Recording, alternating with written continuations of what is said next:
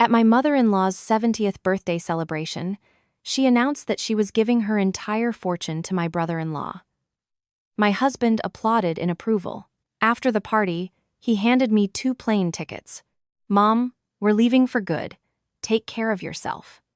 Dawn had barely broken, and the mist still clung to the branches of the manicured hedges in front of the house. I was already awake. The scrape of a street sweeper's broom on the asphalt echoed in the morning silence. Today was an important day for our family. A grand celebration for my mother-in-law's 70th birthday. My husband, John, was the eldest son in the family, and I well understood the responsibility that rested on my shoulders. 3 days prior, I had been rushing around, booking the banquet at the city's most prestigious restaurant, hiring musicians, and sending invitations to distant and close relatives, as well as the family's business partners. My wife, Mary, wasn't idle either. She stayed up late and rose early, checking every gift bag for guests, worrying about every tablecloth. But in this frantic atmosphere of preparation, I still felt a chill run down my spine when I thought about Mother. "John, did you check the guest list again? Why don't I see the name of Mr. Henderson from the Entrepreneurs Association? What kind of negligent attitude is this?" Mother's voice drifted from the living room, sharp and dry, like the screech of metal. I hastily put aside a stack of invoices and entered the room. "Yes, Mother. I personally handed him the invitation last Tuesday. This morning I called again to remind him. He said he would arrive on time." Mother sat on an antique carved sofa, turning an old family locket in her hands. She didn't look at me. Her gaze was fixed on the yard, where my younger brother, David, was sprawled in a hammock, playing on his phone, paying no attention to the workers busy setting up a marquee. "But David says that Mr. Henderson recently changed his phone number. You're the older brother, yet you never share current information with your younger sibling. If you keep being so stubborn, one day you'll ruin everything." Dropping this remark, Mother stood up and headed straight for David. I froze in the middle of the living room. Mary came out of the kitchen and lightly touched my hand. In her eyes was sadness, but also immense support. I forced a smile to reassure my wife. 15 years as a daughter-in-law. 15 years I had carried the family business on my back since my father passed away. But Mother remained the same. In her eyes, I was merely a workhorse, diligent but unwise. And David, the younger son, who had given the family an heir, was a true treasure. By 9 a.m., guests began to arrive. Our old but impressive manor radiated with decorations today. Laughter, congratulations, and music filled the entire neighborhood with noise. Dressed in a formal suit, I greeted guests at the gate. Everyone, passing by, praised Eleanor Vance. "How fortunate you are to have such an intelligent, enterprising elder son. He single-handedly restored the family business." In such moments, I simply nodded modestly and thanked them. But I knew that my mother, standing nearby, hearing these words, would purse her lips in displeasure. While I, drenched in sweat, greeted guests and simultaneously directed the waiters, David appeared in a shimmering designer suit. He strolled among the tables with a glass of expensive bourbon, exchanging pleasantries with aunts and uncles. Mother watched him with extraordinary tenderness. Wherever she went, she led him, introducing him to everyone as the future head of the family. "John, what are you standing there for? Quickly, go check. The ice ran out at the 5th table. Such a simple matter, and you're making the guests wait." Mother loudly admonished me when I was discussing a timber supply contract for the next year with an important partner. The partner looked at me awkwardly. I blushed, apologized, and hastened to resolve the issue. The feeling of humiliation in front of strangers was bitter, but I had grown accustomed to it. From childhood, I always had to yield. David wanted a toy. I gave it to him. David misbehaved. I took the blame so father wouldn't punish him. And now, with my hair already touched with gray, Mother still treated me like an incompetent child, or rather, like a free employee. The celebration reached its peak. Tables were laden with gourmet dishes. Festive music played loudly. I saw Mary standing to the side with our daughter, Annie, in her arms. The girl was in a beautiful pink dress. Her large, round eyes looked with curiosity at her grandmother, and the guests. I wanted to go and take her, but then Mother called David. "David, Bring our Bobby here to Grandma. Bobby, David and his wife Stephanie's son, was the light of Mother's life. She picked him up, showered him with kisses, and then turned to the guests. Here it is, the happiness and pride of our family. This boy will continue the work of his father and grandfather, bringing glory to our lineage. Annie, seeing her grandmother holding her cousin, toddled over and stammered, "Grandma, Annie wishes you a happy birthday." Mother didn't even glance at her. She waved her hand. "Go play with your mommy somewhere else, Annie. Grandma is busy with your little brother. These children are always getting in the way." The girl froze, her small lips trembled, and whimpering, she buried her face in Mary's legs. I stood afar, and my heart ached. A dull fury boiled within, but I held it back. I looked at the portrait of my grandpa Charles, modestly hanging in the study. He was the only one who understood me. He taught me that a strong tree bends in the wind, but does not break, waiting for its hour. Today I would bow my head in the name of a son's duty. But I knew that after this celebration, everything would change. The celebration ended, the guests departed. Only family and a few helpers remained in the house, cleaning up the mess after the boisterous feast. The smell of alcohol mixed with the scent of leftover food, creating a suffocating atmosphere. Mother sat majestically in the main armchair. Her face still bore an expression of satisfaction after the relatives' praises. David and Stephanie sat on either side of her with smug expressions. I had just seen off the last guest and was about to rest a little when I heard Mother's voice. Mary, Annie, and I entered the living room. "Everyone listen to me. Today is my joyful day, and I want it to remain joyful to the very end," Mother began. Her voice sounded more solemn than usual. She pulled Bobby closer, gave him a piece of cake, and then cast a glance at my wife and me. In that look, I clearly saw coldness and calculation. In our family, tradition and the continuation of the lineage have always been paramount. David may like to enjoy himself, but he has a great merit. He has borne a son for our house. This is the greatest blessing. She stroked little Bobby's head. Mary, standing next to me, tightly clutched the hem of her dress. I understood her pain. We had been married for 10 years and only had Annie. Mary had been pregnant a second time, but due to overwork at the family firm, she suffered a miscarriage. Since then, doctors said it would be difficult for her to conceive again. Mother not only did not sympathize but used it as an excuse to reproach Mary all these years. "Mother, Mary has also worked hard," David interjected, but there was more mockery than defense in his voice. "But a daughter is raised to leave the family.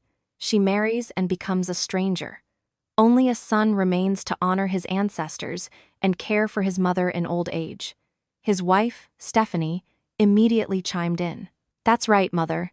My husband and I, no matter how difficult, tried to have a boy to please Grandma.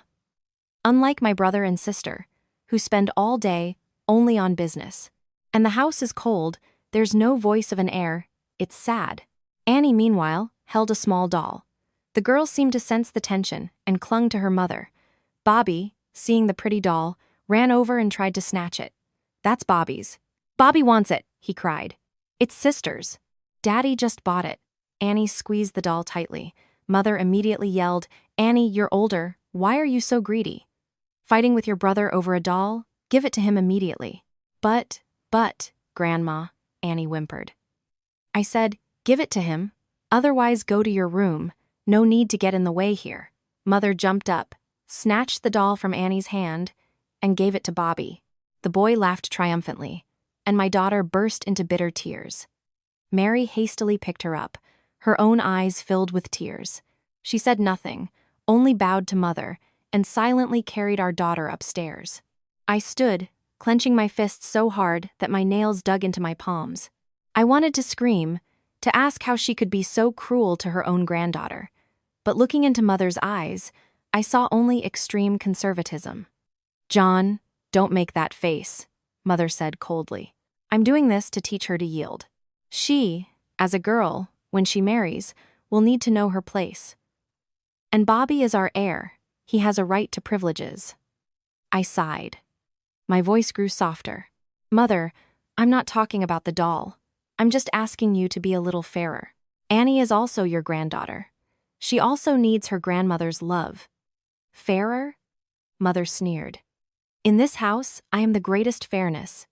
Whoever deserves more, gets more. You are capable. You earn money, but you could not give me a grandson, a continuer of the lineage. This is the greatest sin. I fell silent. It turned out all my efforts over the past 15 years, sleepless nights over blueprints, long business trips to remote forests for the best timber, evenings when I had to drink until I was nauseous to sign a contract. All of it had no value, just because I hadn't had a son. David sat, casually throwing his leg over the table, with a look of complete satisfaction. He knew that in this struggle for Mother's favor, he had won without expending an ounce of effort. His trump card was his son, and he knew how to exploit Mother's partiality to the fullest. I went out into the yard. The night wind blew from the outskirts, bringing coolness. I looked at the sky, strewn with stars. I remembered Grandpa Charles. When he was alive, he often took me into the garden. He would say, "Johnny, a man's life is like a tree. There are trees that bloom profusely but bear no fruit. And there are those that stand modestly in the shade, but their fruits are sweet. The main thing is to live by your conscience, and heaven itself will arrange everything." Back then, I didn't fully understand his words, but now, standing in the house where I had invested so much effort, I felt like a stranger, pushed to the wayside by the people closest to me. I pulled out my phone and called an old friend in Montana. "Victor, hello. How's the situation with that property I asked you about?" "Yes, it's all ready. I think the time will come soon." I hung up. My heart was heavy, but at the same time, I felt a kind of relief. The plan I had secretly harbored for a long time, it seemed, was now ready to be put into action. Mother wants to give everything to David. Good. I will fulfill her wish. But what did everything really mean? Perhaps only my late Grandpa Charles and I truly knew. The next morning, the tension in the house did not abate. After a modest breakfast, Mother ordered everyone to gather in the living room for an important conversation. I knew this moment would come, but I didn't expect it to be so quickly and publicly. Relatives from both father's and mother's sides were present. Mother had apparently informed them in advance to be witnesses.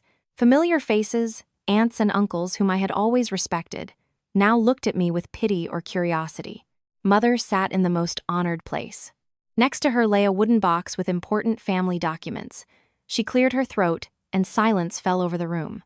"Dear relatives, be witnesses," she began in a ringing voice. "I am old now. My health is not what it used to be. This business was left to me by my husband and our ancestors. It is my duty to pass it into worthy hands, to keep the fire burning in the family hearth." She paused, scanned everyone with her gaze, and stopped at David. By this time, he had changed and looked very dignified, though he couldn't hide his usual lazy expression. "John is the elder son, and all these years he has worked hard for the firm." "This I acknowledge," Mother said, but her voice suddenly became sharp. "But he only knows money and work, and has forgotten about his roots. This house needs an heir, one who will preserve the land, the house, and honor the ancestors. David has done this. He has given us Bobby, and this is the greatest blessing for our family." I stood in the corner of the room, arms crossed, silently observing. Mary stood nearby. I could feel her shoulders trembling. "Therefore, today, in the presence of all of you, I declare the entire house, the ancestral land, and the management of Vance Timberworks, I transfer into the full disposal of David," Mother announced loudly. A murmur arose in the room. Whispers were heard. "My goodness, she's giving everything to the younger one. What does David know about woodworking?" "But he has a son." For Eleanor, that's what matters most. "Poor John worked so hard for so many years, and now he's left with nothing." Mother slammed her hand hard on the table. "Silence! I am not finished yet. John, I will allocate you and your wife a certain sum from my savings so you have startup capital. But this house and the firm now belong to your brother. Within a month, you are obligated to transfer all business matters to him and bring him up to speed." David and Stephanie exchanged glances, barely concealing their triumph. Stephanie hastily stood up. "Mother, You are so wise. We promise not to disappoint you.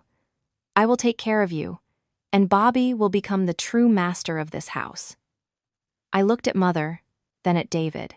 He looked at me defiantly, as if to say, "You see, no matter how good you are, in the end you're just a hired hand for me." All eyes were on me, expecting an outburst of anger, a furious protest, or at least a plea.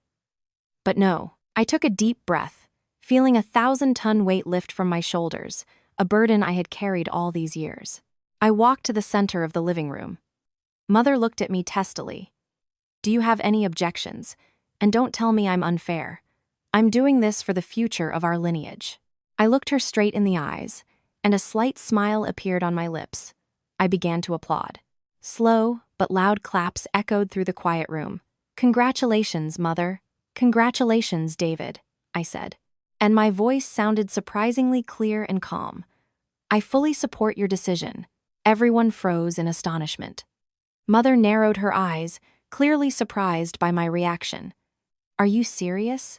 You're not offended at your mother?" "No, not at all," I continued with complete sincerity. "All these years, I have carried the burden of the company. And, honestly, I am very tired. Now, David has grown up. He has a son, an heir. It is right for him to manage the family business. Thank you, Mother, for giving me the opportunity to rest and devote time to my wife and daughter." I turned to David and clapped him on the shoulder. "David, the firm is yours now. Do your best. Don't bring dishonor to the family name. If anything is unclear, just ask. Though, I think with your talents, my help won't be necessary." David was momentarily taken aback, then broke into a wide smile. "Oh, brother, you're embarrassing me. I will do my best. You rest easy. Enjoy life." Mary looked at me, and her surprised gaze turned to understanding. She knew what I was thinking. The relatives began to whisper. "That John has completely lost his mind. They took everything from him, and he's still applauding. He must have lost his wits from grief." But they didn't know. In the inner pocket of my jacket was the key to a secret bank safe deposit box, where documents lay that Grandpa Charles had personally handed to me before his death. He had foreseen Mother's partiality and David's frivolity many years ago. "Johnny," Grandpa Charles's voice echoed in my memory.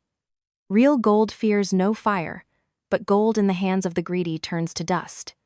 Hold on to the essence, not the empty shell." Mother, seeing how easily I agreed, looked a little disappointed. She had prepared an entire scenario for fighting my resistance, but my compliance aroused her suspicion. "It's good that you're so understanding. This is for the best," she said with some confusion. "Then, starting tomorrow, begin the transfer of the accounting ledgers to David. All clients, all workshops, you must accompany him everywhere and introduce him." "Yes, Mother, I will do everything you say." I bowed. I led Mary and Annie upstairs. My steps today were light. I knew that from this moment on, I owed nothing more to this family. I had fulfilled my duty as the elder son, yielding to the very end.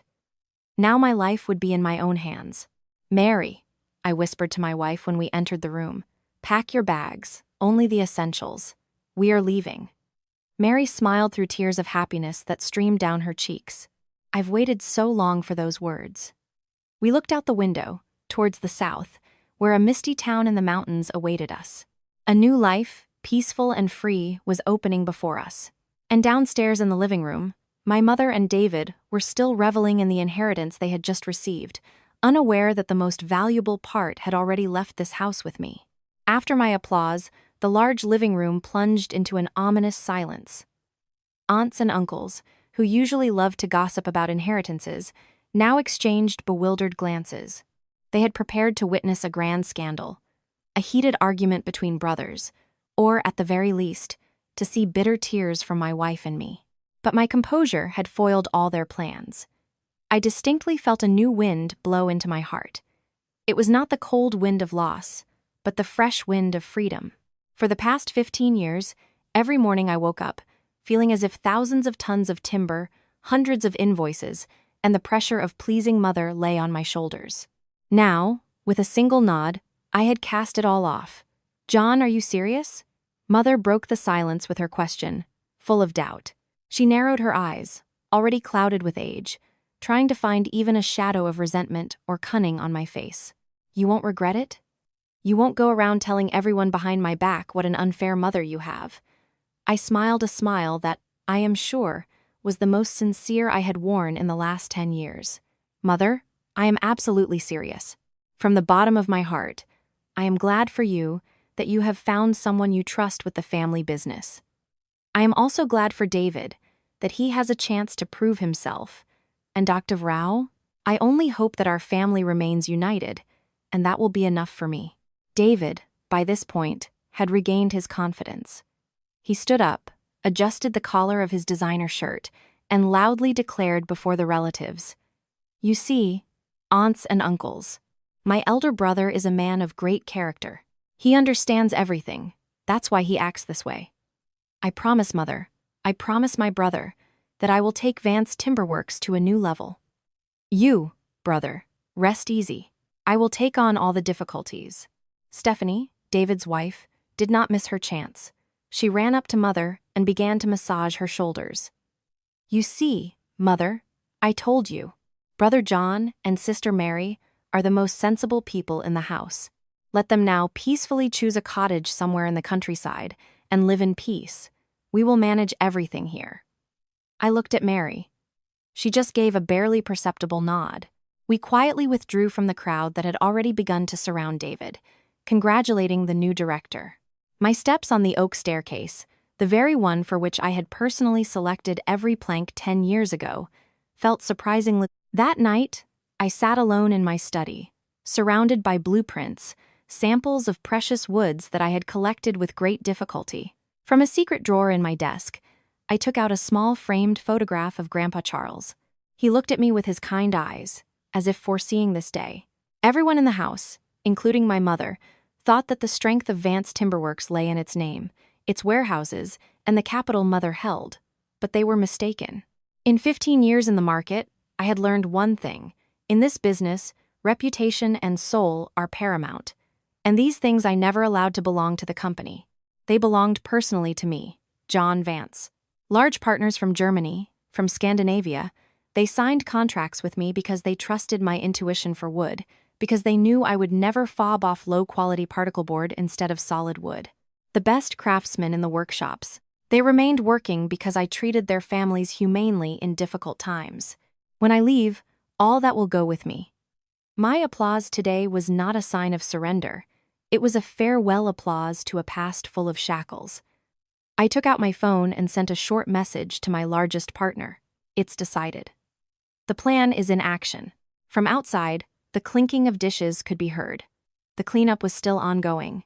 David and Stephanie were opening champagne and celebrating with Mother downstairs. They were celebrating the capture of a sandcastle, unaware that the tide was already beginning to come in. I turned off the light and lay down next to Mary. She turned and hugged me, whispering, "Aren't you tired?"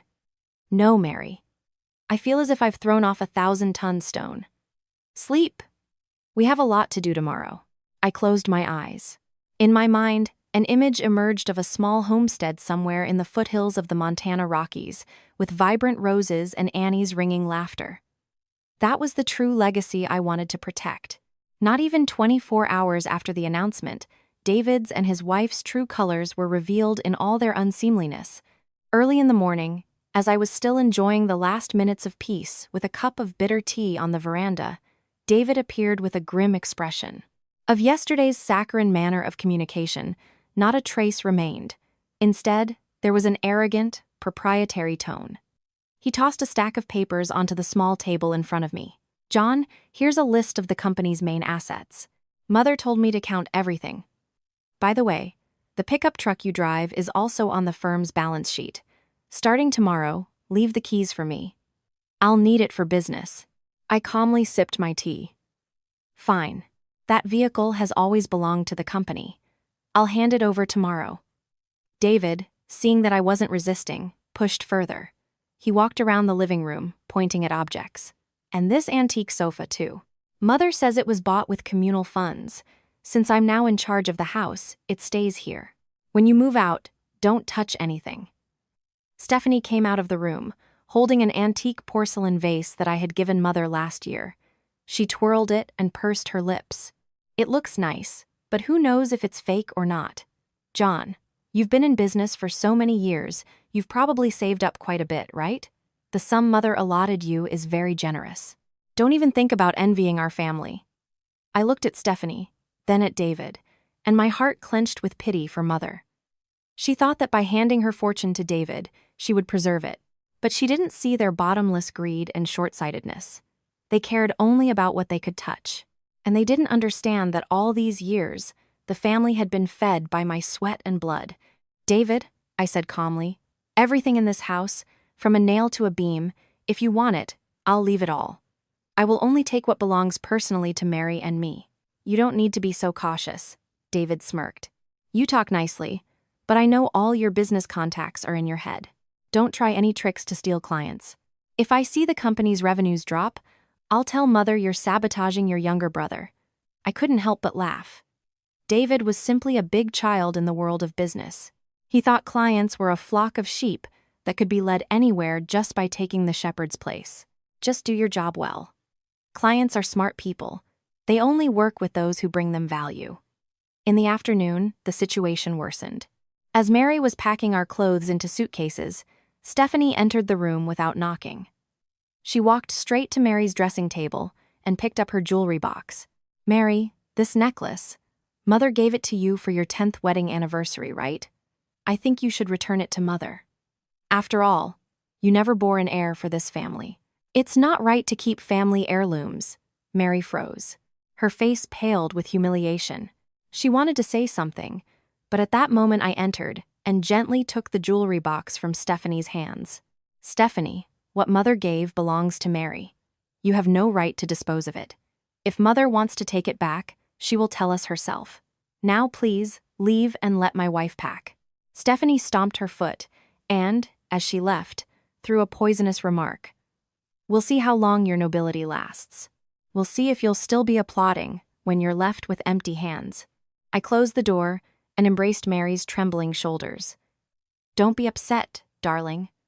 The more they behave like this, the more I am convinced that our decision to leave is the right one. One more day here, and we'll have another scar on our souls. That same evening, David threw another small party, inviting his poker and drinking buddies to celebrate his new position. Shouts and clinking glasses echoed through the house all night. Mother sat in the next room. Perhaps she began to feel that there was something unhealthy in this noise, but she still tried to convince herself that it was just youth and energy. David didn't know that while he was reveling in the flattery of his friends, I had already signed my resignation and prepared all the documents for him to take over an empty shell. A company without experienced craftsmen, without reliable partners, and with a warehouse full of illiquid goods. That was the legacy his greed had blindly accepted. I looked at sleeping Annie. Her tiny hand clutched the edge of her mother's blouse. Tomorrow, you won't have to shy away or be afraid in this house anymore. Tomorrow, Daddy will take you somewhere where you can be yourself, where you will be loved and cherished. On our last night in the old house, the air was thick with tobacco smoke and the noise of David's party. I sat by the window, looking at the garden, where plants my father had planted were now littered with cigarette butts and splashed with leftover drinks from David's friends. My heart ached, not for the things, but for the toil of a man who was gone. Mary came and put her hand on my shoulder. In the dim light of the night lamp, I saw her reddened eyes. Mary was the most patient woman I knew. In 10 years of marriage, she had never once contradicted my mother. No matter how cruel my mother-in-law was, Mary dedicated her youth to caring for this house, for me, so that I could work peacefully. Are we really leaving, John? Mary asked. Her voice was soft, like a whisper of wind. I turned and took her slender hand. Yes, we are leaving. Do you regret this place? Mary shook her head, and tears streamed down her cheeks. I don't regret the house or the wealth. It hurts me for you. So many years you worked. You didn't sleep at night. Sometimes you spent whole nights in the cold workshop in winter to complete an order. And in the end, you are treated like a stranger. I pulled Mary closer so she could rest her head on my chest.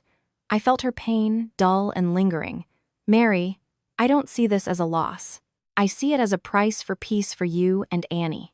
If I had stayed, continued to pull this company along, we would have broken down sooner or later. You see, Mother only needs a grandson, an heir, and David only needs the director's chair. They don't need us. They only need what we create. Mary sobbed. I remember that time. That time I lost our second child. I had just returned from the hospital, and Mother didn't even ask about my well-being, only reproached me for not being able to preserve the lineage. You were in the forest then, searching for timber. I didn't dare tell you. I was afraid to worry you. I lay alone in this room, heard David's and Stephanie's laughter outside the door, and my heart was breaking. I was stunned. Mary was telling me about this grievance for the first time. Back then, I only knew she had suffered a miscarriage due to overwork. I thought Mother was also grieving with us. It turned out that behind my back, Mary was enduring such cruel moral blows. Forgive me for not being able to protect you better. I held her tighter in my arms. My heart ached. It's my fault that I was absorbed in work. I thought that if I earned a lot of money, Mother would be happy and love you. I was wrong. Mary wiped her tears and looked at me with her tear-stained, but strong eyes. No, you're not to blame. You're the best man in the world. It's precisely because you're too good that people allow themselves to treat you this way. Now I'm crying not from grief.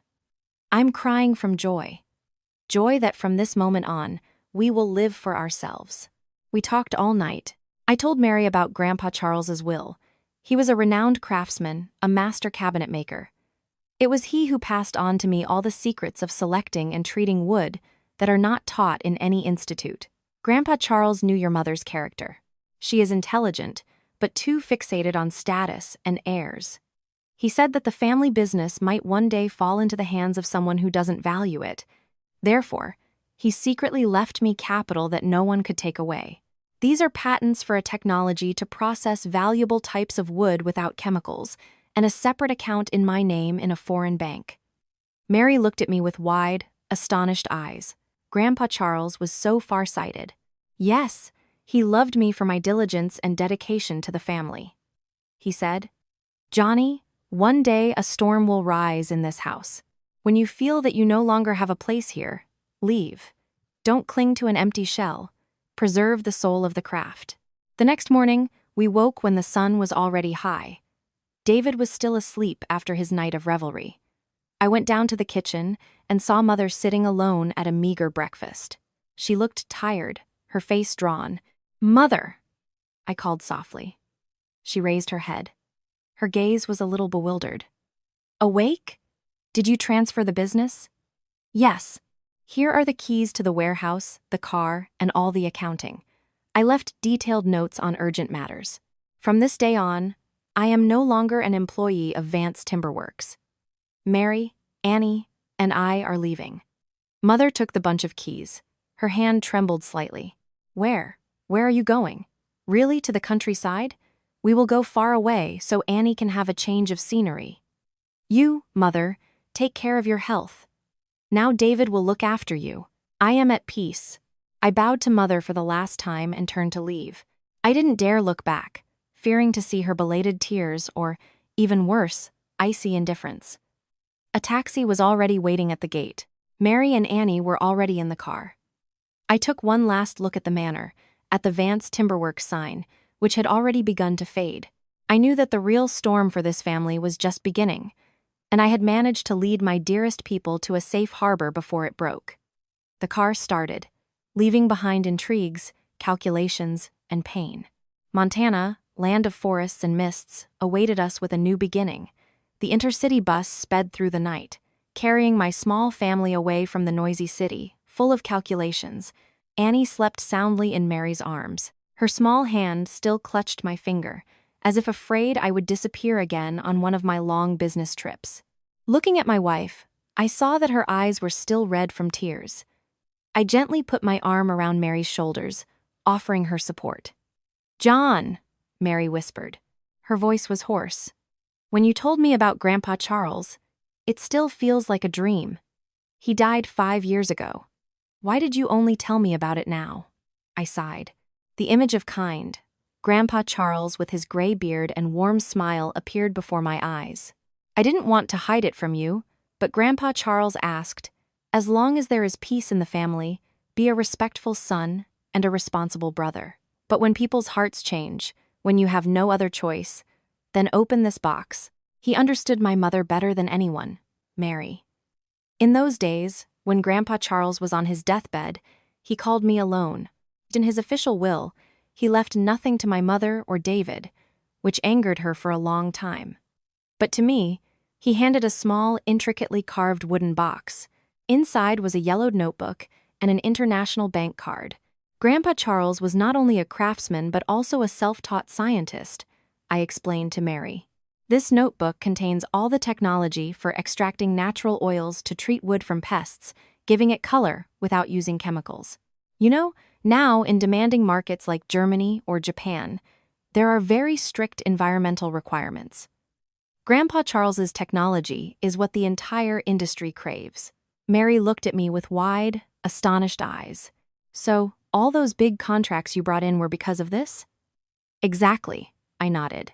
I secretly applied his technology for premium orders, but I formalized it under my personal technical responsibility. Mother and David thought it was all about the old Vance Timberworks brand, but they didn't know that clients trusted only the quality of wood processed personally by me. I remembered how in the evenings Grandpa Charles would tell me, Johnny, the root of the carpentry craft is not in valuable wood, but in the soul of the craftsman.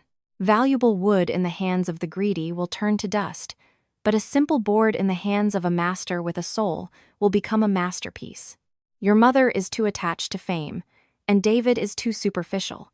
You are the only one who can preserve the soul of our family. The bank card he gave me, I initially did not intend to touch. I wanted to support my family and Vance Timberworks with my own labor. But over the past 5 years, every time I made a large profit, Mother found a way to transfer money to David for his absurd real estate projects or to buy expensive cars and designer items. The savings she allocated to me were actually only a small fraction of what I had earned. Grandpa Charles left us enough funds so we could start from scratch anywhere, I whispered to my wife. This money, along with the patents I secretly registered in both our names, is our safeguard, which David and Mother will never guess. Mary sighed with relief and rested her head on my shoulder. I don't need millions. I only need you and our daughter to be safe. But when you say that, I feel better. It turns out Grandpa Charles was always watching over you and protecting you. I looked out the bus window. The lights of the roadside poles receded. I thanked Grandpa Charles for teaching me patience. For 15 years, I had fully repaid Mother for her care, fulfilled my duty as an older brother. Now Grandpa Charles's secret would become the launching pad for me to build a true kingdom for my wife and daughter. A kingdom without prejudice, without reproaches, only with the aroma of wood and love. Meanwhile, in our hometown at Vance Timberworks, the first days of the new director David's reign were beginning. Early in the morning in the office, still permeated with the smell of alcohol and tobacco from the night party, David was sprawled in my large leather chair, feet on the table, an expensive cigar in his mouth. Hello, Mr. Henderson. Yes, this is David. As of today, I'm in charge of Vance Timberworks instead of John. Yes, he went to the countryside to rest. Regarding the contract for the supply of oak for you, I will instruct the craftsman to start immediately. Silence fell on the other end of the line, and then Mr. Henderson's voice, a major player in the timber market, sounded doubtful. David, I've been working with your firm for 10 years because of John's reputation. All orders until now, I accepted only after his personal signature for quality control. Now that he's gone, it will be difficult for me to continue. David paled, but tried to maintain a gracious tone. Oh, Mr. Henderson? John was just a hired employee of my mother's. The company is ours. I promise you a 5% discount. Don't worry. I don't need your 5%, he cut in. In our business, an error of a millimeter costs millions of dollars. Improperly dried wood, incorrect processing, and the losses will be colossal. I am temporarily suspending the contract to think everything over. Goodbye.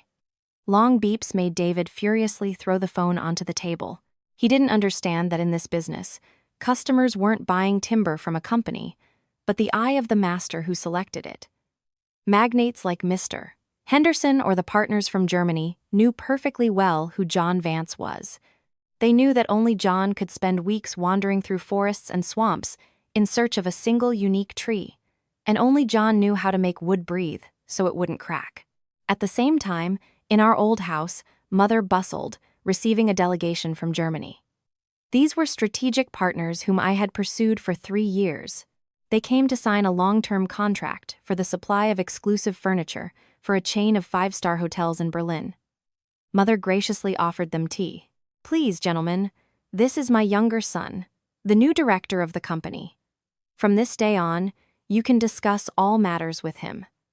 The head of the delegation, Mr. Schmidt, eyed David with a cold gaze from head to toe. He said nothing, merely took an old contract from his briefcase and pointed to a small line at the bottom. "The contract is valid only on condition of direct, technical supervision by engineer John Vance." David was flustered. Sweat ran down his face.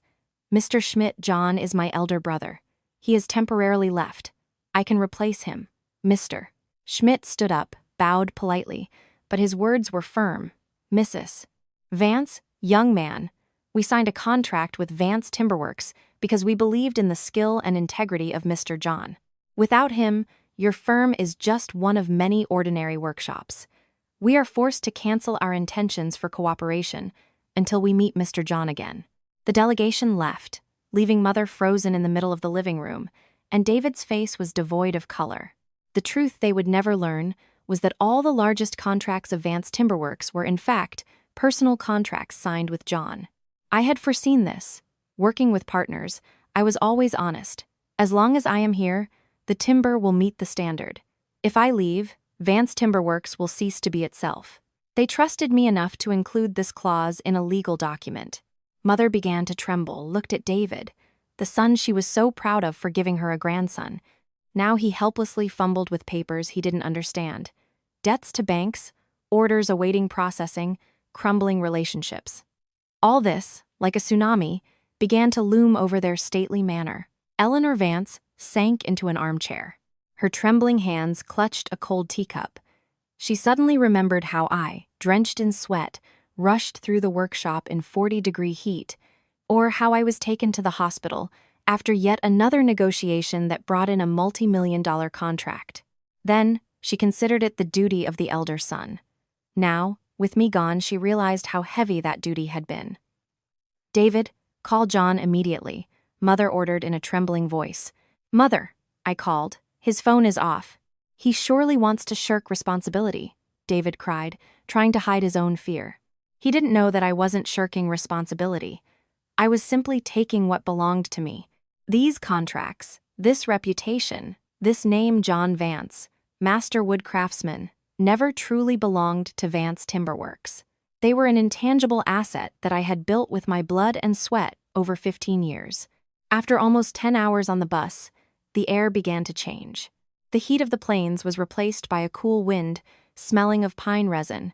Montana appeared before us in the misty morning haze. A town on the slopes, with old wooden houses and the tranquility I had so yearned for. We got off at a small station. Annie rubbed her eyes and cried out with delight. "Daddy, so many clouds. Our house will be in the clouds." I smiled and picked her up. "Yes, daughter, our house will be where the clouds fly right into the window." Mary looked around. Despite her exhaustion, her eyes shone with hope. "Where did you find the house?" "Far from the center. We'll live in the suburbs.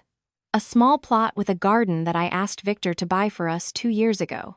It's quiet there, enough land for you to plant flowers, and I can build myself a small workshop." We took a taxi and drove towards a small settlement in the foothills. The road wound through pine-covered hills and gardens, with vibrant hydrangeas. Our plot was located on a hillside, overlooking a deep valley. A small but sturdy wooden house already stood there. Entering the house, I smelled fresh pine and wild herbs, and my heart felt light. I put down the suitcases, threw open the window, looking at the valley. A complete sense of freedom enveloped me. No more Mother's shouting, David's taunts, or drunken parties to oblivion. "How beautiful, John," Mary whispered, standing next to me. I never imagined we could have such a place. These are my personal savings from bonuses that clients gave me. This is not company money, I explained. I wanted to bring the whole family here for a vacation, but it seems now this place is just for us. I began cleaning. Annie ran around the yard, chasing yellow butterflies. Mary quickly lit the stove, and the smell of smoke mingled with the aroma of coffee. A new life had truly begun. In the first few days in Montana, I didn't rush into work. I spent time with my wife, buying rose and lavender seeds for our garden. I walked with my daughter under the pines, teaching her to listen to the bird song and distinguish tree leaves. But deep down, I knew I couldn't remain idle for long. The craft was in my blood. In the evening, when my wife and daughter were already asleep, I sat on the porch and studied Grandpa Charles's notebook, formulas for wood treatment, secrets of intricate carving. I wanted to apply them to products under my own brand, John's Workshop. Still awake? Mary came out and draped a warm cardigan over me. I'm making a plan. I want to open a flower farm, combined with a fine woodworking workshop. Tourists will come not only to admire the flowers, but also to watch us transform rough pieces of wood into soulful works of art. Mary looked at me with complete trust. I believe you can do it, John. You are John Vance, the master. Where you are, there are miracles created by human hands. I took her hand, looking at the twinkling city lights in the distance. I knew that down there, David and Mother must be desperately trying to save the company. But I also knew that greed and injustice, sooner or later, had to be paid for. I didn't hate them. I only felt sorry that they had lost the most valuable things in a family: kinship and honesty. Tomorrow, I will start building my first workshop. Tomorrow, the flowers in the garden will begin to take root. And tomorrow, a new, bright, and peaceful chapter will begin in my family's life on this windswept plateau. The morning sun in Montana was as gentle as honey, but I knew that back home, the atmosphere must be tense to the breaking point. Having settled my wife and daughter, I decided to take the earliest bus back to my hometown. Not out of longing, but to perform a final ritual: hand Mother my resignation letter. As I entered the grounds of Vance Timberworks, I felt like a stranger. The piles of timber in the yard seemed crude and lifeless. The sound of saws still echoed, but it was intermittent, lacking the energetic rhythm it had when I was there. I headed straight to Mother's office. Eleanor Vance sat at her desk. Her face showed exhaustion after several days of unsuccessful negotiations. Seeing me, her eyes flared with hope for a moment, but then quickly hid behind her usual strictness. "You're back. Where have you been all these days? Why was your phone off? David is going crazy over that German contract. Go quickly and help him." Her voice was still full of commanding notes. I silently placed a white envelope on the desk. "Mother, I came back to give you this." Mother narrowed her eyes and with trembling hands opened the envelope. Seeing the large inscription, resignation letter, her face changed from red to deathly pale. She slammed her hand on the table, spilling her tea. "What? What kind of tricks are these? You're going to abandon the company at such a critical moment? You are the elder son, the pillar of the family. How can you act so treacherously?" I stood calmly, looking her straight in the eyes. "Mother, you announced before all the relatives that you were transferring all management to David. Now I am an outsider in this company. David needs space to prove himself, and I need time to take care of my small family." "Small family? You only think about your wife and daughter and not about your old mother? You've forgotten about our ancestors' legacy," Mother cried out. Her voice cracked with anger. "I allocated you savings. What more do you want? Do you intend to blackmail me with this letter, to force me to cancel the decision to transfer power to David?" I gave a bitter laugh. It turns out that in Mother's eyes, all my actions were calculated. "You misunderstood me, Mother.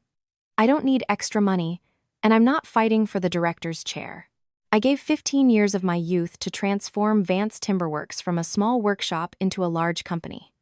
I believe I have fully repaid my debt to this family. From this moment on, please allow me to live my own life." At that moment, David rushed out of the adjacent room, his face furious. "Brother, have you completely lost your conscience? You know perfectly well that clients only listen to you, which is why they are making my life difficult. and you chose this very moment to resign. You want to ruin me, ruin our whole family, just to make things easier for yourself. I looked at my younger brother, whom I had once protected so much. David, if you are as good as you say, you will find new clients yourself. The reputation of Vance Timberworks was built by the efforts of many generations, not just me. Be confident in yourself and work. You ungrateful son, Mother screamed, pointing a finger at me. You've grown too big for your britches, because of your talent. Get out, and don't let your feet touch this house again. Consider that I have no such son. Mother's words were the final blow, severing the thin thread of familial affection. I bowed to her one last time and silently turned to leave. Walking down the corridor, I saw the old craftsmen watching me with sadness. I nodded to them in farewell, feeling heavy armor fall from my shoulders. Stepping outside the gates, I didn't look back. I knew that behind me lay the ruins of old values and greed, and ahead, the road to my wife and daughter, to the aromas of Montana. Mother might call me ungrateful, but heaven sees everything. What one sows, one eventually reaps. After my departure, David, like a bird, released from a cage, no longer held back. He no longer had to fear my stern gaze or listen to technical advice he considered outdated. For him, business was about connections, money, and putting on a show. He immediately ordered a redesign of the director's office. My modest oak desk was thrown into storage, replaced by a gleaming imported desk with gold accents. He bought an expensive sound system and prominently displayed bottles of premium alcohol to impress guests. You see, the office should be such that you are respected, Stephanie said, touching up her lipstick. That John of yours was such a miser. A director, yet he looked like a carpenter, always smelling of sawdust. Now you're the owner. You should live like an oligarch. David smiled victoriously, twirling a new diamond ring on his finger. You're right. Mother acted very wisely by handing me power. I will prove to this entire city that without John, Vance Timberworks will become even richer. I will invest in real estate, in stocks, not bother with these rotten logs. His complacency reached its peak when he threw a party for his buddies right in the office. Intoxicated, he thumped his chest. Guys, don't worry. In my hands, Vance Timberworks will become the dragon of this region. My brother was just a workaholic, but intellectually, he doesn't measure up to me. Mother just gave me $5 million in working capital. Now I'll really expand. Mother, standing behind the door, saw her younger son's friends praising him and felt proud. She still believed her choice had been the right one. She thought David possessed leadership qualities, youthful audacity, while I was too conservative. She didn't realize that those $5 million were all her savings for old age, which David was now squandering on meaningless entertainment. David began to change the staff. Old craftsmen, who had worked with my father, were fired on the pretext that they knew too much and demanded high salaries. Instead, he hired his cronies, who only knew how to flatter and understood nothing about wood. Mr. David, a new batch of pine has arrived. Need to check the quality, a young worker asked. David waved his hand, not looking up from his phone screen with stock quotes. Just unload it in the warehouse. Wood is wood, we'll paint it, and it'll look nice. Don't bother me with trivialities. It was this overconfidence and blatant incompetence that sowed the first seeds of ruin. David believed that with Mother's vast capital, he would overcome any difficulties. He thought himself smarter than everyone, but in reality, he was just a child with a sharp sword in his hands, who didn't know how to wield it, and would sooner or later wound himself and those around him. At night, David and Stephanie made plans for a luxurious life, for buying a villa in the capital, for Bobby's education abroad. They lived in the illusory glow that I had so painstakingly created for the Vance Timberworks brand, unaware that this glow was fading with every step I took away from the company. The storm did not break immediately. It began with cold winds from the clients. Just a week after David completely took control, the first problems arose. On Monday morning, a delegation from a neighboring state arrived at Vance Timberworks' office. They brought not smiles, but anger. They were led by Mr. Miller, a longtime client who highly respected me. Young man, how do you explain this batch of mahogany? Mr. Miller slammed his hand on David's gleaming desk.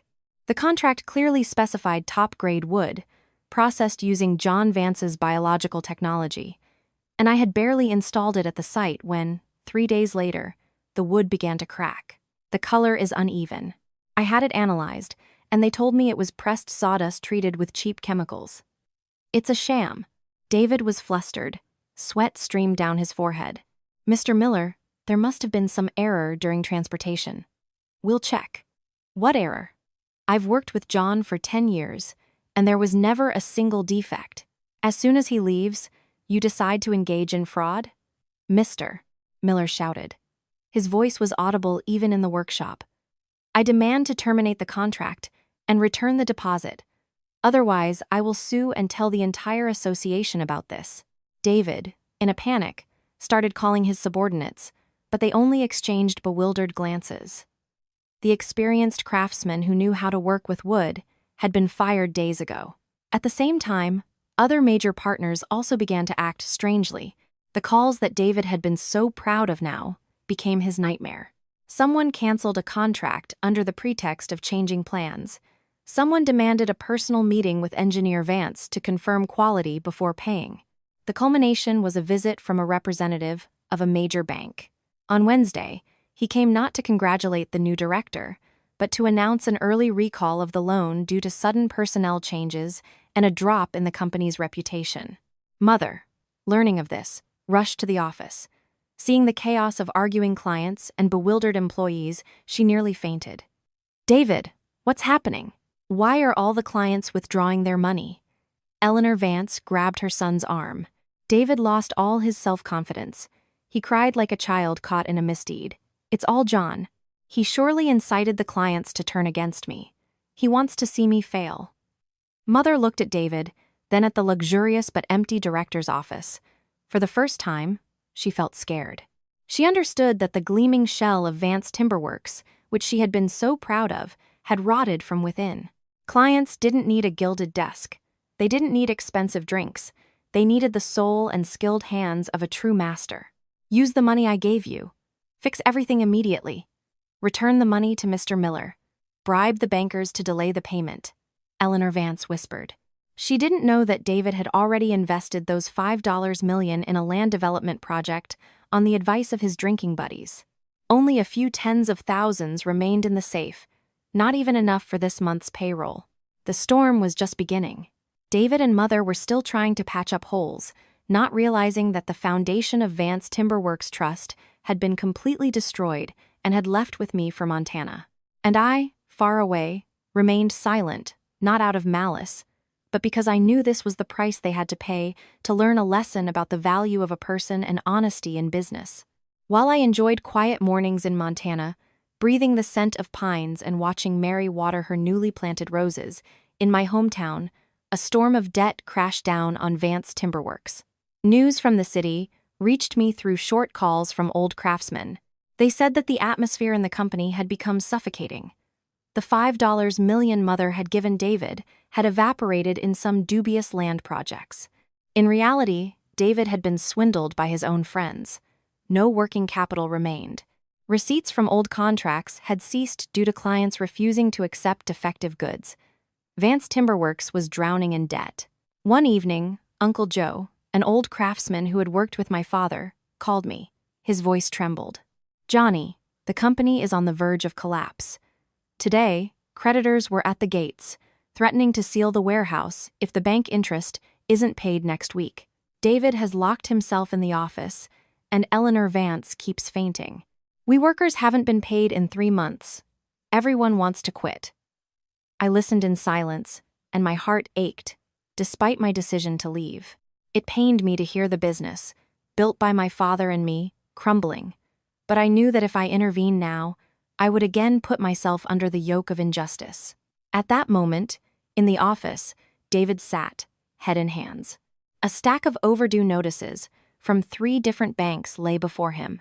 The numbers of interest compounding on interest danced before his eyes. Mother, what should I do? He cried to Eleanor Vance when she regained consciousness after another fainting spell. I didn't expect that project to drag on so long. Now there's no cash, and clients are demanding we take back the timber from the warehouse. I'll probably run away." Eleanor Vance, with a grave face and trembling lips, replied, "If you run away, what will I do with this house? All the ancestors' legacy, all the family's honor. Will all of it be lost because of you, David?" She looked at her younger son, whom she had spoiled so much. Now he looked pitiful and cowardly. She suddenly remembered me.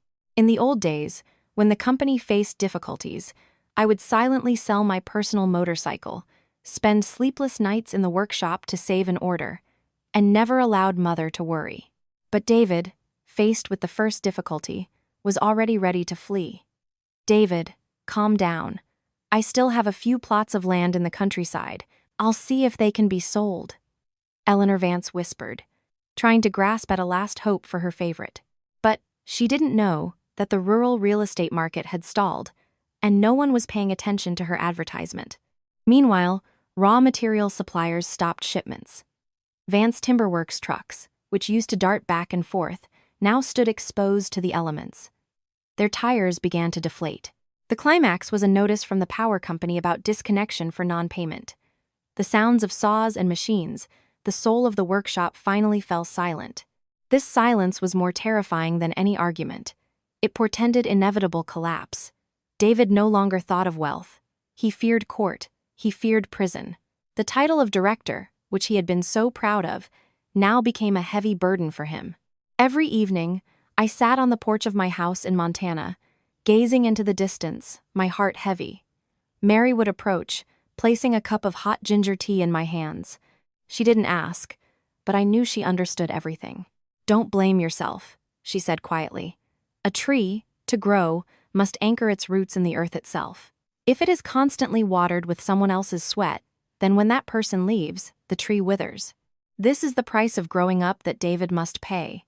I sighed, sipping the bitter tea. The storm of debts at home would undoubtedly take much more, and I knew that, when desperate, people often commit acts they would never consider in ordinary life. When money flowed like a river, Stephanie, David's wife, was a golden daughter-in-law to Eleanor Vance. Smooth-tongued, always affectionate, and having given birth to little Bobby, she enjoyed the mother-in-law's boundless favor. But as the saying goes, a friend in need is a friend indeed.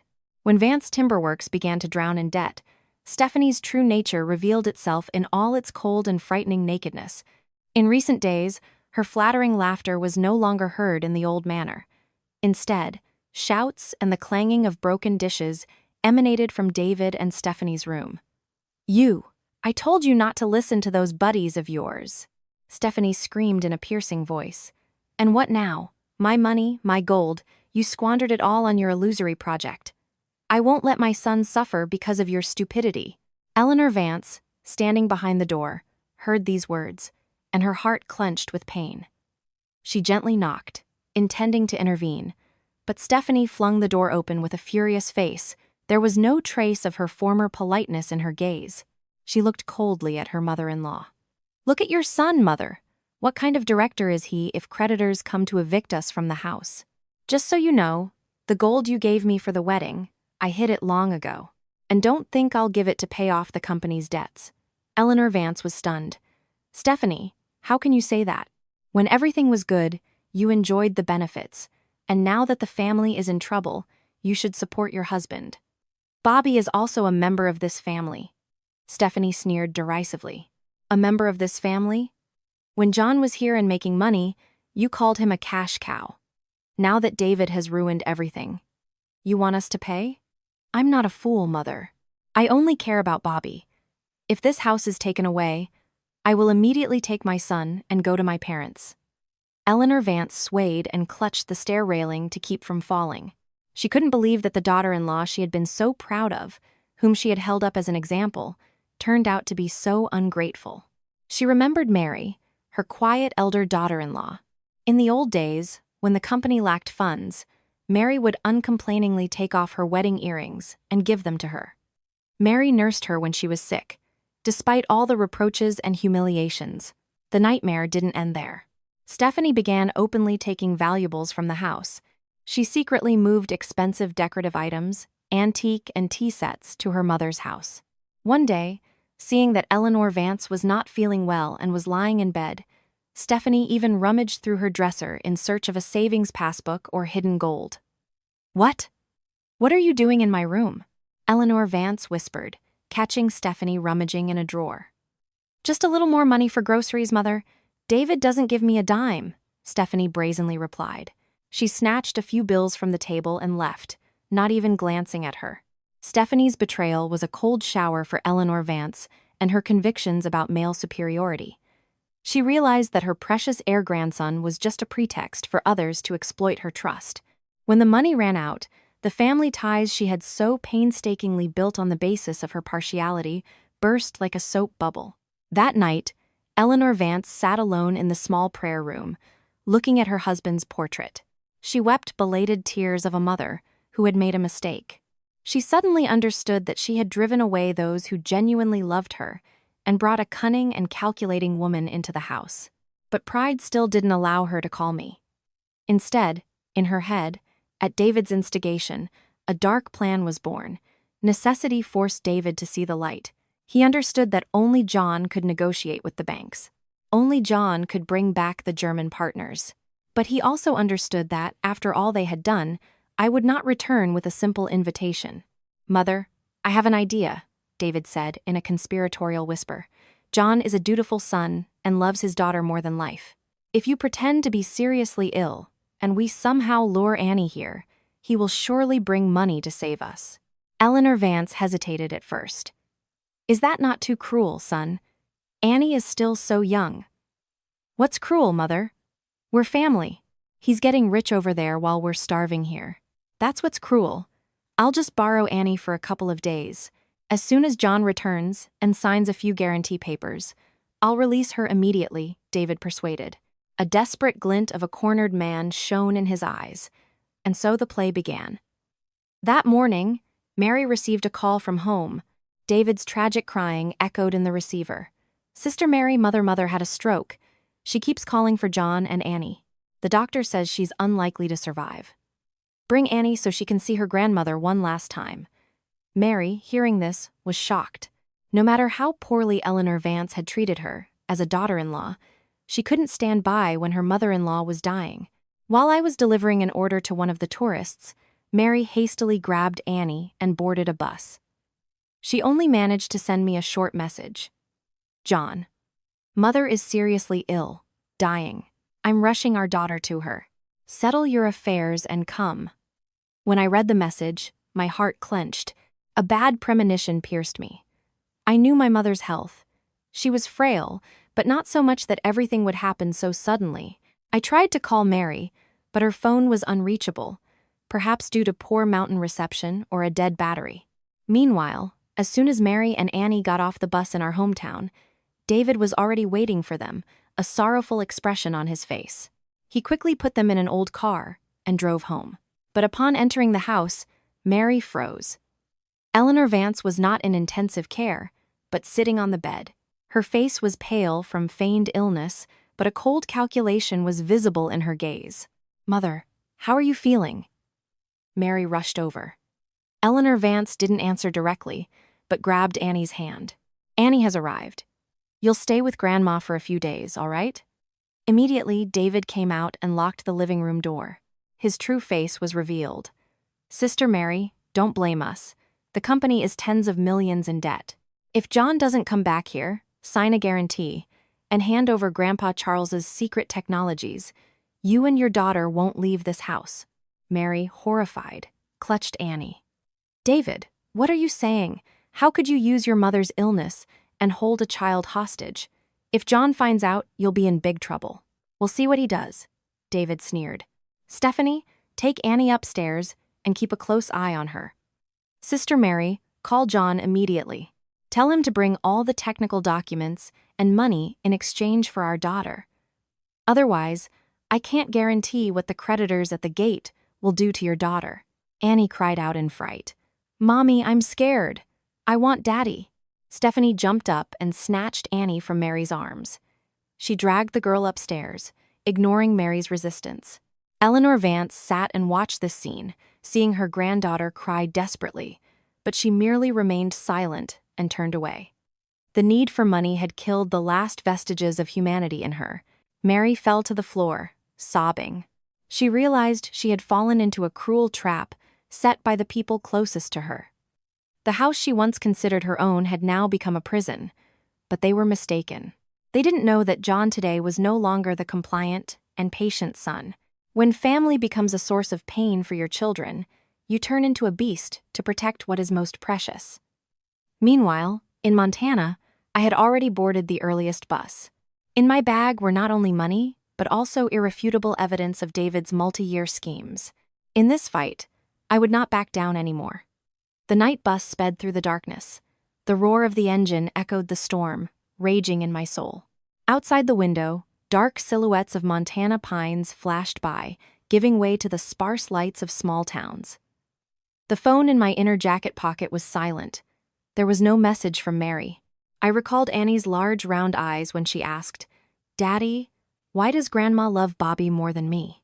Then I had only stroked her head and said that Grandma was busy, tired. I covered Mother's injustice with my generosity, hoping that one day sincerity would melt her heart. But now I realized I was wrong. My excessive compliance had turned into indulgence, and today, the people closest to me had used my wife and daughter as tools to satisfy their greed. John, why were you so respectful if you couldn't protect your family?" I mentally chastised myself, clenching my fists until my knuckles turned white. All the way, I reread the documents left by Grandpa Charles again and again. Besides professional secrets, there was a small notebook with notes about David's dubious expenses, which Grandpa Charles had secretly monitored for many years. Grandpa Charles was perceptive. He saw the seeds of David's vices even in his youth, when Mother spoiled him excessively. I also had fresh evidence from old craftsmen. Testimonies of how David siphoned money from the company to pay off his gambling debts, even when I was still carrying everything on my shoulders. In the dim light of the bus, an image of my father came to mind. He was an honest man who lived his whole life by his conscience. I knew that if he were alive, he would never have tolerated such betrayal. I closed my eyes, trying to calm down. I was not going to seek revenge. I was going to bring justice and peace back to my small family.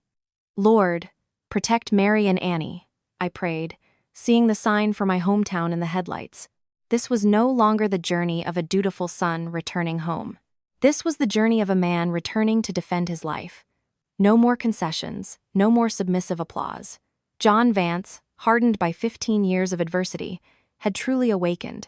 At 4 a.m., I stood before the gates of the old manor. The stately cast-iron gates, of which I was once so proud, now looked cold and gray. It was so quiet that I could hear the crickets chirping. I didn't ring the bell, but used the old key that I had never been able to throw away, and quietly entered. In the living room, the pungent smell of tobacco and cheap alcohol hit me. The light was on. David was asleep, his head resting on his new director's desk, surrounded by empty bottles. Hearing footsteps, he started and woke up. His eyes were red from sleeplessness and alcohol. Who's there?" he yelled. And then, recognizing me, his expression changed from surprise to triumph. "Ah, elder brother, you returned quickly. I knew it. Only Annie could drag you back into this hellhole." I didn't look at him. My gaze was fixed on the second floor, from where I heard Annie's faint cries. "Where is Mary? Where is my daughter? Release them immediately." My voice was quiet, but it carried such a weight that David recoiled. "Don't scare me." He staggered to his feet. "You see, the creditors have surrounded the house. You have money, you have Grandpa Charles's secrets. You must give it all to save me, save Mother. Otherwise, your wife and daughter won't leave this place." At that moment, Mother came out of her room. She had aged greatly and looked drawn. Her face was pale from her staged illness, and now fear was etched upon it. She dared not look me in the eyes and merely stammered, "John, we had no other choice. David owes so much. They threatened to kill us." I looked at Mother, and my heart clenched with pain. "Mother, to save David, you deceived your daughter-in-law and kidnapped your own granddaughter. Do you still remember what family ties mean? Annie is only 6 years old. What is she guilty of?" Mother remained silent, tears rolling down her wrinkled cheeks. but David wouldn't stop. Enough talk. Did you bring the money? Are you going to sign the guarantee? I walked over and slapped David. The very slap I should have given him 10 years ago when he first started to go astray. David fell onto a pile of bottles. Blood trickled from the corner of his mouth. Listen to me carefully, David. I didn't come back to give you money for your debauchery. I came back to take my wife and daughter. And for your sins, you will answer yourself. At that moment, Stephanie ran down the stairs with a porcelain vase in her hands, ready to throw it at me. Ungrateful wretch. You want to kill your brother? One more step, and I'll push your Annie down the stairs. I stopped and looked at her with an icy gaze. Stephanie, don't think I don't know how you secretly moved valuables to your mother's house these past few days. You and David are playing a charade, aren't you? One pretends to be a victim to extort money, and the other prepares an escape route. Stephanie froze, her face paling. My resolve shocked everyone. I was no longer the meek son who could be humiliated. I was a father fighting for his child. John, what are you saying? Does David have his own money? Mother asked with a trembling voice. Her eyes were full of disbelief. I didn't answer with words. I pulled a stack of documents from my pocket and threw them on the table. Look, Mother, this is a statement from David's personal account, which I asked to be made. While you were collecting your last savings for him, he transferred over $200,000 to a secret account in his mother-in-law's name.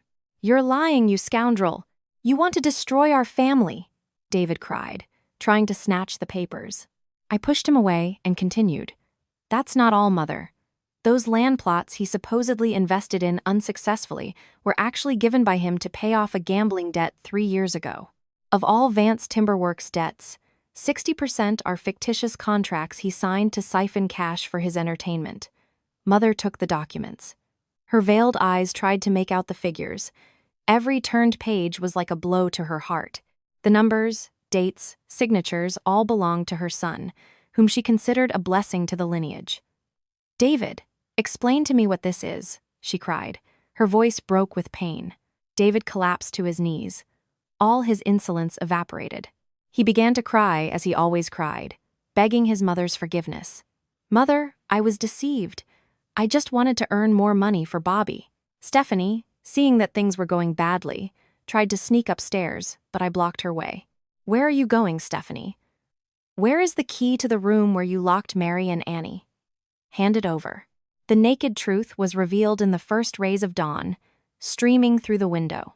Vance Timberworks collapsed, not because of partners leaving, not because of my departure, but because of internal rot that my mother had nourished all her life with her blind love. I walked over to Mother. My voice was sad but firm.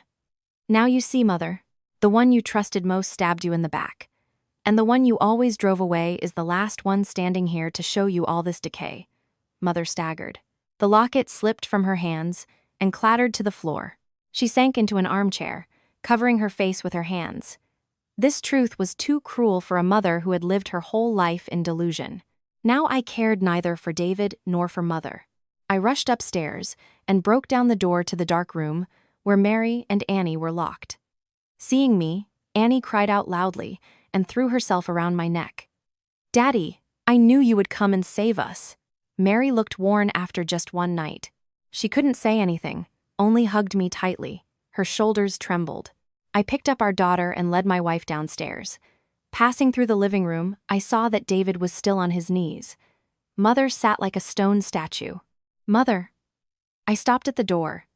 I am immediately taking my wife and daughter back to Montana.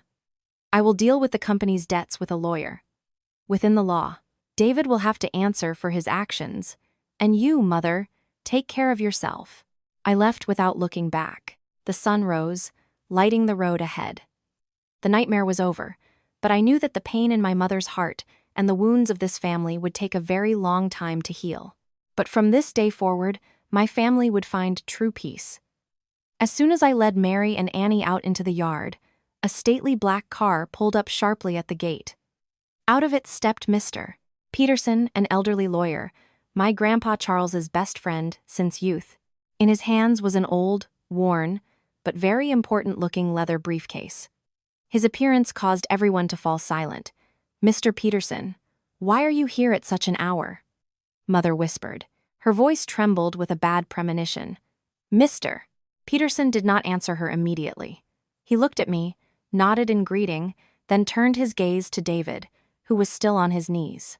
I am here by the last will of the late Charles Vance.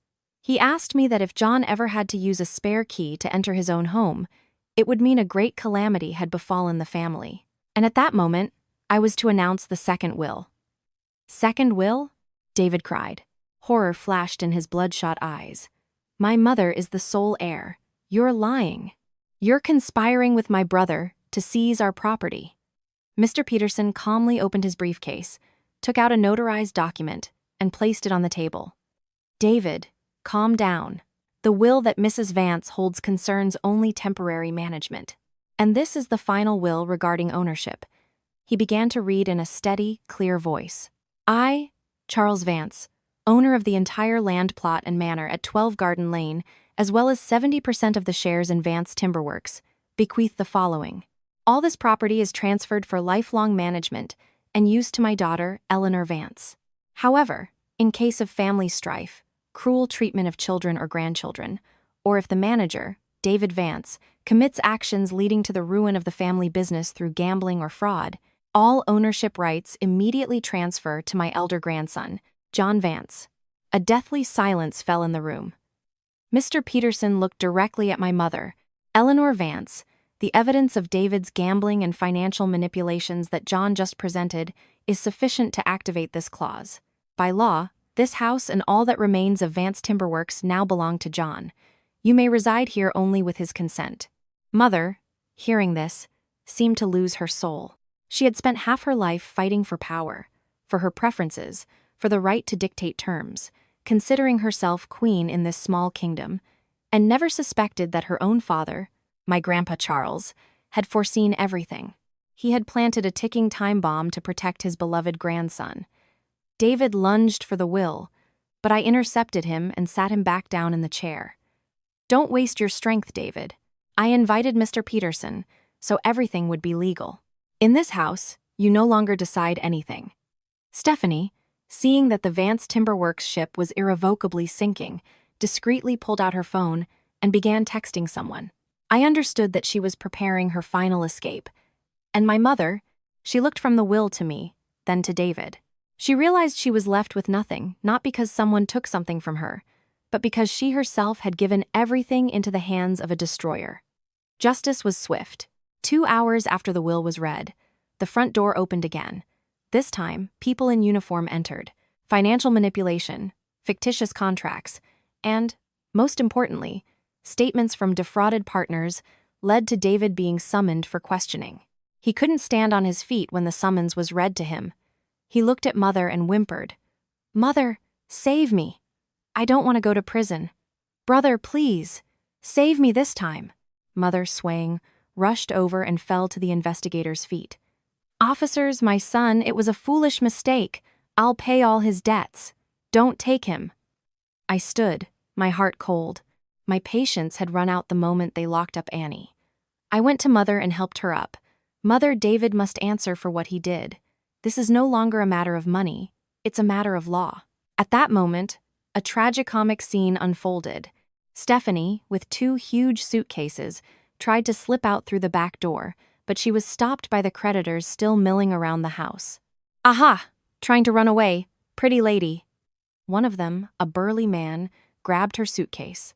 In the struggle, the suitcase opened, and jewelry, wads of cash, and expensive cosmetics spilled onto the ground. David looked at his wife in horror. "Stephanie, you wanted to abandon me? Where did you get so much money?" Stephanie no longer pretended. She screamed, "Follow you, to starve or go to prison? I have Bobby. I must think about his future. You're a destroyer. You destroyed our days." Mother looked at her beloved daughter-in-law, then at the scattered money and gold, what she had once given her in exchange for love and a grandson. She laughed a mad, pain-filled laugh. David's collapse was not just the collapse of a company. It was the collapse of all illusions and false values that this family had worshipped. David was led away under his mother's cries. The stately manor was now full of wreckage of debts, love, and human souls. The creditors, seeing the police, dispersed, leaving behind a chilling silence. I looked around the house, which held so many memories. Now it was just an empty shell. I knew that by right it was mine, but I didn't want to stay here for a minute. This place was desecrated by calculations and betrayal. Despite everything I had been through, looking at Mother, sitting motionless in the middle of the empty living room, with her gray, disheveled hair, I could not remain indifferent. They say that even a tigress does not eat her young, and I, as a son, could not leave her on the street at 70 years old. I approached Mr. Peterson, the lawyer. Mr. Peterson, please help me arrange the sale of this house. After all, debts to defrauded workers and small creditors are paid. With the remaining money, I want you to buy a small house in a quiet village. Mother raised her clouded eyes to me, full of surprise and remorse. John, you won't take the house? You won't throw me out? I sat beside her. For the first time in many years, I took her wrinkled hand. Mother, I don't need this house to prove my prosperity. I have my hands and my head. I will build my own nest. This house is mine, but I will use it to pay for our family's mistakes. I used part of my personal savings to pay off the most urgent debts David had saddled Mother with. I also asked to buy her a small but cozy house in the village where our distant relatives lived, with a garden and a peaceful atmosphere. Go back to the village, Mother. You'll be calmer there. Relatives will be nearby. Fresh air. I will send you money monthly for living expenses, and let the law educate David. When he corrects himself and returns, there will be a place for him in that house too. Mother wept. This time, they were not cries of despair, but quiet tears of repentance. She hugged me. I was wrong, John. I was blind. I drove away the best son and brought trouble into the house. Forgive me. I said nothing, only patted her shoulder. Forgiveness is a long journey, and perhaps time would heal these wounds. That same day, I drove Mary and Annie back to Montana. Before leaving, I brought Annie to say goodbye to Grandma. Mother, with trembling hands, took a small silver charm bracelet from her pocket, a gift she should have given long ago, and put it on Annie's wrist. Forgive me, Annie. Come visit Grandma. Annie obediently nodded. Yes, Grandma. Take care of yourself. The car started. In the rearview mirror, I saw Mother's solitary figure at the gates of the manor, awaiting new owners. My heart felt light. I had fulfilled my filial duty, not allowing hatred to overcome the kindness my Grandpa Charles had taught me. We drove to Montana, towards blooming fields. The painful past was behind us, concluded with a final gesture of mercy. Ahead lay clear skies and the peaceful life we had so dreamed of. The feeling that I had done everything right made me smile sincerely from the bottom of my heart. The bus engine started, and we slowly rolled away, leaving behind the dusty city and bitter memories. I sat by the window, watching the old house shrink until it became a dot and disappeared behind the old trees. A quiet sigh escaped my chest, but this time it was not heavy, but surprisingly light. Mary sat beside me, still holding Annie's hand. The girl, exhausted from fear, finally fell asleep. I knew that the emotional wound of a 6-year-old child would take a long time to heal, but I believed that the pure air of Montana and the boundless love of her parents would be the best medicine. What are you thinking about? Mary asked. I'm thinking about the past. There were times when I thought I wouldn't be able to overcome the betrayal of those closest to me. But now, looking forward, I feel only peace. The bus climbed higher into the mountains. The air grew cooler. The scent of pine resin permeated the cabin. I remembered Mother, standing alone at the gates. In her gaze, there was no longer dominance, only pleading and remorse. I forgave her not because she was right, but because I wanted to free my soul from the shackles of hatred. Grandpa Charles taught that the knot of resentment must be untied, not tightened. In the dim light of the bus, I repeated his words to myself. He said that a person's life is like a piece of wood. There are straight grains, there are knots, there are bends. A good craftsman is not one who seeks only straight wood, but one who knows how to work with the knots, transforming flaws into unique features. I, too, leaning on the pain I had experienced, would build a stronger life. Daddy, are we almost at our house in the clouds? Annie woke up. Soon, daughter, just a little more. And when the sun rises, you will see our house among the white clouds." I stroked her head, feeling a simple, yet immense happiness. The bus stopped in the settlement when the morning mist still lay on the pine-covered hills. Stepping outside, we took a deep breath of the cool mountain air. We walked along a small path to our property. From afar, our modest wooden house appeared, nestled among blooming roses.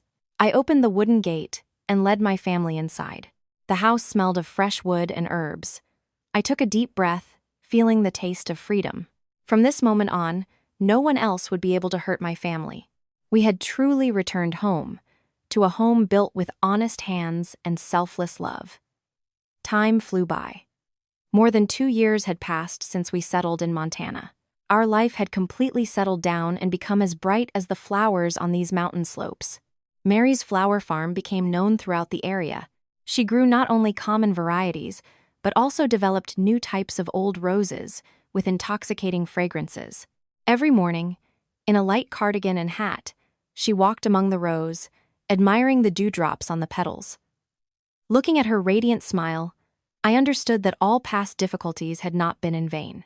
My workshop, John's workshop, also became known among art connoisseurs. Thanks to Grandpa Charles's secrets of wood treatment, my products were durable, had natural colors, and, most importantly, didn't smell of chemicals. Tourists often stopped by, not only to buy something, but also to watch me work. I set aside a corner in the workshop to teach local disadvantaged young men this craft. I told them that the most important thing in this business was not dexterity, but soul. You have to feel the wood like a person. Annie went to 2nd grade. She grew up to be a beautiful and intelligent girl. She loved to draw. After school, she often sat next to me and drew her mother's flowers or intricate patterns from wood scraps. Her cheerful laughter filled our home with light. Every month, I faithfully sent money to Mother and asked neighbors to look after her. They told me that Eleanor Vance now lived very modestly. She no longer spoke of the company, of power. Every day she went to church, helped those in need, and tended a small garden. The house I bought for her was small but warm, unlike the cold and calculating old manor. Sometimes, standing on the hill and looking at the misty valley, I remembered those turbulent days. I no longer bore a grudge against David, although I heard he was still serving his sentence for his mistakes. I only hoped that when he returned, he would truly understand that money is dust and family is eternal. This spring, the roses in the garden bloomed especially luxuriantly, fragile, yet resilient to the cold wind. They were like our life. We had passed through the coldest winter to now enjoy the warm rays of the spring sun. The fate of an honest man is, perhaps, peace in the soul and the well-being of loved ones. In a small, quiet village, where the calming chime of the church bell resonated every evening, a thin, elderly woman often sat under an old apple tree. It was Eleanor Vance. Far from the city's hustle and bustle and the thirst for wealth, she had become an ordinary village old woman. In the silence of long nights, images of her children returned to her. She remembered David, to whom she had given all her love, indulging him, and who ultimately betrayed her and destroyed the family. The most painful thing was not the loss of money, but the realization that her beloved son turned out to be the most ungrateful and cowardly. And then she remembered me, remembered how I silently paid her debts, how I sat by her bedside when she was ill, and how she drove me away, calling for David. She remembered my calm face when she disinherited me, and when everyone turned away from her, when her beloved son was in prison, and her daughter-in-law ran away with money. It was I, whom she considered ungrateful, who took care of her, gave her a roof over her head and means to live. I am a sinful mother, Eleanor Vance whispered, and tears streamed down her wrinkles. She began to write me letters, short ones, with a trembling hand, but full of belated remorse. She didn't apologize tritely. She described how the apple tree bloomed, how she understood why Grandpa Charles had left such a will. She wrote, "John, now I understand. Grandpa Charles loved you because he saw your bright soul. Forgive me, forgive Mary and Annie. Allow me in my remaining years to be a real mother and grandmother." Lessons at 70 years old can be very expensive. Eleanor Vance paid everything to gain insight, but this insight brought peace to her soul. She no longer blamed David, only prayed that he would reform upon release from prison. The remaining days she prayed for the well-being of my family. In the small village house, Eleanor Vance found a new kind of power she never had, the power of forgiveness and gratitude. That new year, Montana was covered in snow. We decided to visit Mother. It was our first visit since we left. Our white car entered the small village. Annie, in a festive red dress, held a bouquet of dried mountain flowers to give to Grandma. Seeing us, Eleanor Vance ran out of the gate. She hugged Annie tightly, and tears welled up in her eyes. "My Annie, how you've grown. Forgive me, my granddaughter." Annie hugged her neck. "I'm not mad, Grandma. Look, what beautiful flowers we brought." We entered her small house. The scent of pine boughs mingled with the aroma of the Christmas tree and pies, creating an amazingly warm atmosphere. The holiday table was not as luxurious as those anniversary feasts, but it was full of laughter and sincerity. Eleanor Vance sat in the center, serving food to everyone. Her eyes shone with joy. "John, after the holidays, I want to go help at the local church," she said. "I want to dedicate the rest of my life to atoning for my mistakes." I took her hand. "Do whatever brings you peace, Mother. We will always support you." I told her about our farm, about orders from abroad. I told her that I had visited David in the correctional facility, that he had changed, repented, and was trying to behave well so he could return sooner and take care of her. Hearing this, Eleanor Vance cried, but these were tears of relief. In the evening, I stood in the yard, looking at the frozen river. I suddenly realized that life is a big workshop. There are pieces of wood that seem useless, but if you show patience and love, something valuable can come from them. So too, with our family. After all the destruction, we were able to piece it back together with forgiveness and generosity. "Look, fireworks," Mary called, pointing to distant lights. Bright flashes of fireworks lit up the night sky, dispelling the darkness of the past. I hugged my wife and daughter, feeling the warmth of loved ones. The story of my family had turned a tumultuous page to begin a new, bright one. A person who lives by conscience will find a happy destiny. These are not empty words, but a law of life. When you sow seeds of sincerity and patience, you reap the fruits of peace and tranquility. And whether on the high plateau of Montana or in a small village by the river, the flowers of kindness will always bloom in everyone's heart.